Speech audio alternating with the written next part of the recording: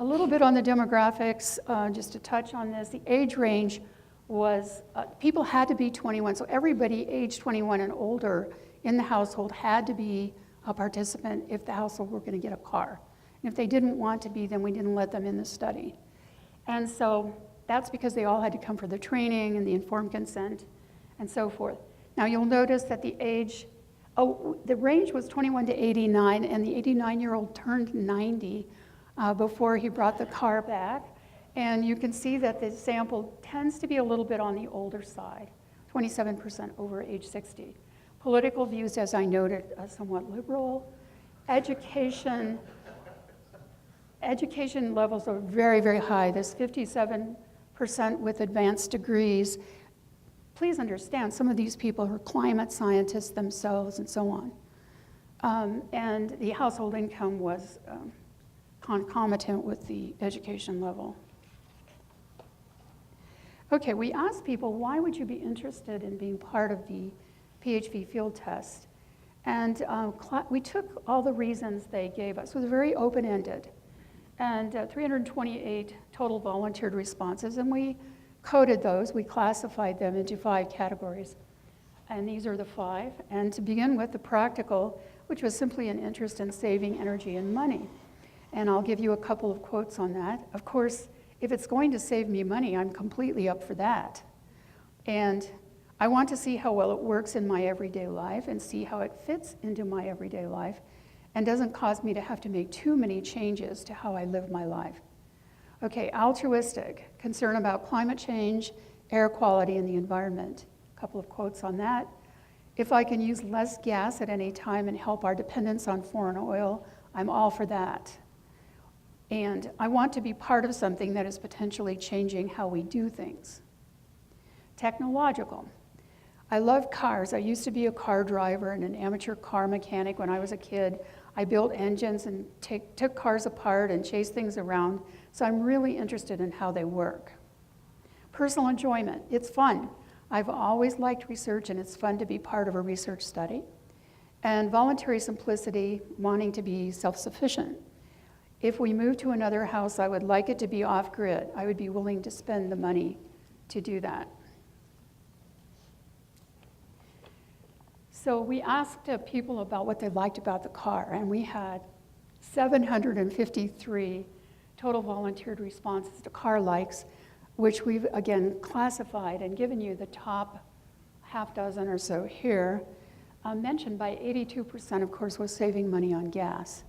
And this was the fondest part of their experience, particularly because they got used to not having to go to the gas station.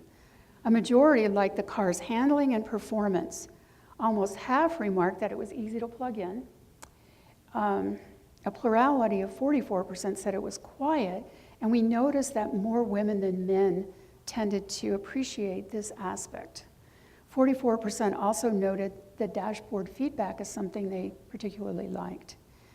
And the surprise and pleasure about how peppy the car was got high marks from 35%, and 32% were pleased that it was so spacious inside. I could tell stories about this. One family nicknamed the car Sparky. One other point that I want to make about the car likes is that approximately 2/3 of the households said they didn't even notice a difference in their utility bill during the time they had the car. 5% said they used less electricity, they thought, and 25% said they used more electricity. Most households did not change their household electricity use patterns to accommodate having the vehicle, to accommodate vehicle charging, in other words. And virtually everyone said that driving the vehicle saved them money compared to the cars they currently own. The mean amount mentioned was $168.73, which we, of course, calculated out. Quite a range of guesses on that. As it was mentioned earlier today, Jeremy mentioned the statement the car makes as a motivation for purchase, and that the Prius had an environmental brand. And sure enough, we asked, what kind of statement do you think the vehicle makes? This is important in vehicle semiotics. And 77% of households said the statement the car makes is environmentally conscious. And of course, technologically cutting edge was also frequently mentioned. Okay, as I mentioned, the vehicle went 14 miles in EV mode before shifting over to hybrid. So most people really enjoyed driving the vehicle, so much so that 71% even said that they'd consider buying one. However, the limited EV range was a deal breaker for quite a few potential buyers. Now, we asked them what they thought the ideal EV range should be, and as you can see, there's quite a range of opinion. So we put this together in this circle slide, and if you look here at 40% and less, down to 19 miles, I'm sorry, not 40%, 40 miles, down to 19, you can see that 60% of people indicated something in that range. And so what seemed to be driving that was the notion that people wanted to be able to drive to Denver and back, or they wanted to drive to the airport. So there were some destinations outside of Boulder that they particularly wanted to get to in electric vehicle mode. But a lot of the driving done in Boulder was done around town because it's a self-contained city, and a lot of 7-mile or less trips. Dragan will be talking about that.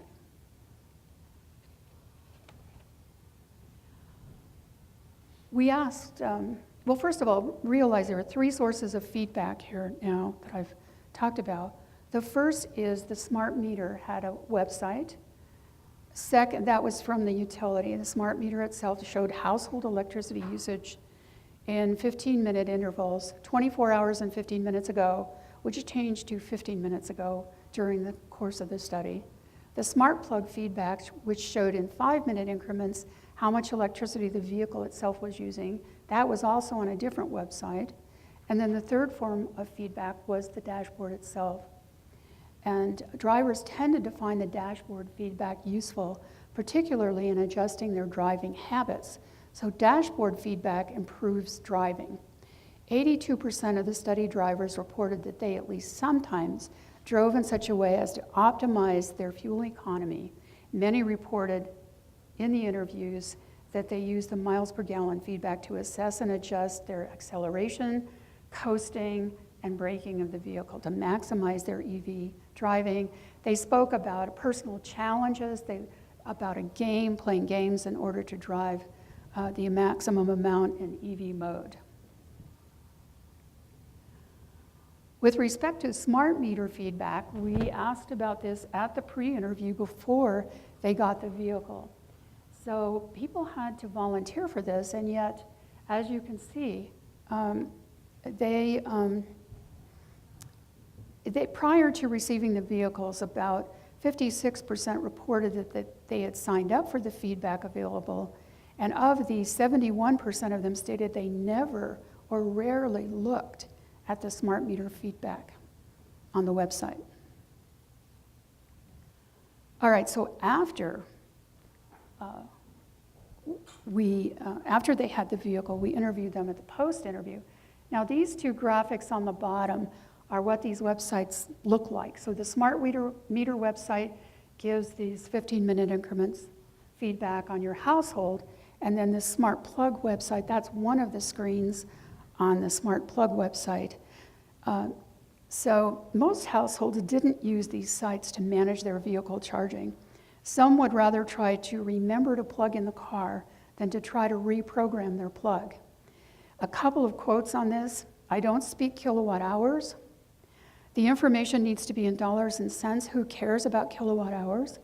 And tons of data only an electrical engineer would love.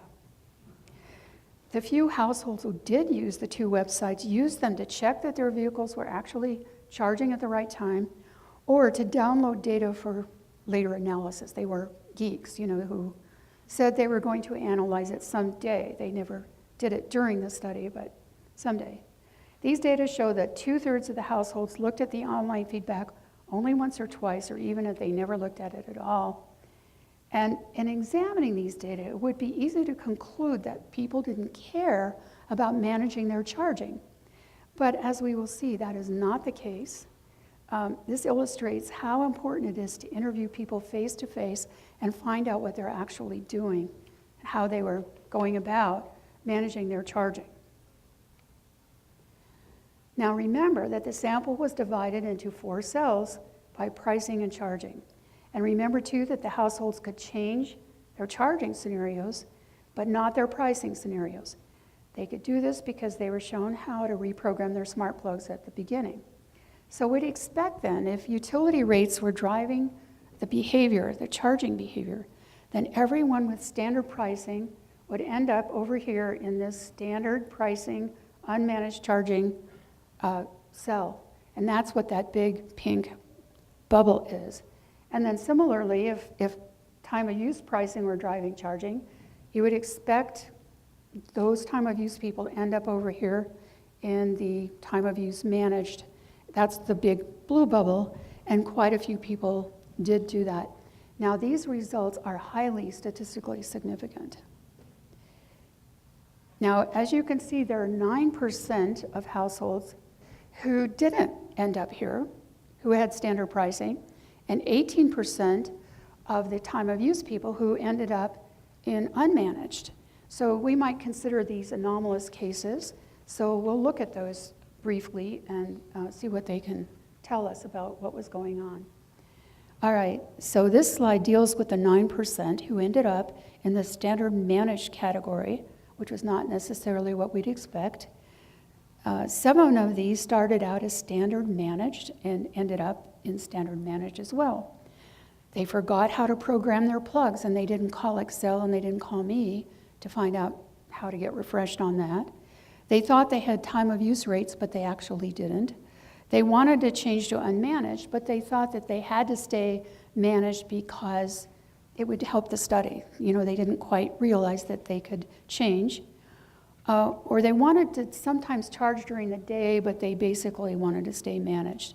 Now we have one case down here who changed from unmanaged to managed about halfway through because they had their Christmas decorations and their Christmas lights on the same circuit that the vehicle charging was happening on, and they didn't want to blow the circuit. So they went in and managed their charging from midnight to 5 a.m. after the Christmas lights were off. And so some of the older homes in Boulder had this sort of problem with their circuits being overloaded. Now, the 18% anomalous cases with time of use pricing, again, some forgot how to program. 4 of them said they wanted to manage themselves rather than try to deal with the smart plug. So they said things like they try to remember to plug in the car at 8 o'clock at night, or put out the cat, plug in the car, go to bed, you know, kind of system that they got going. So we call that self-managed. 3 of them experimented with managed charging but found it to be very inconvenient. 2 forgot how and so forth. And interestingly, 2 did the calculations. Remember, some of these people are very, very technical and scientific, and they figured out that it was far less expensive to drive on electricity than on gasoline, even while paying time of use rates. And so they decided to stay with, you know, the time of use but unmanaged charging. 3 of them changed to unmanaged because they didn't like the charging schedule. They found it inconvenient. 1 of them said they didn't want to buy gasoline, so they kept their car unmanaged. And 1 changed to unmanaged because they thought time of use rates ended on October 31st, which actually wasn't true. It ended on September 30th.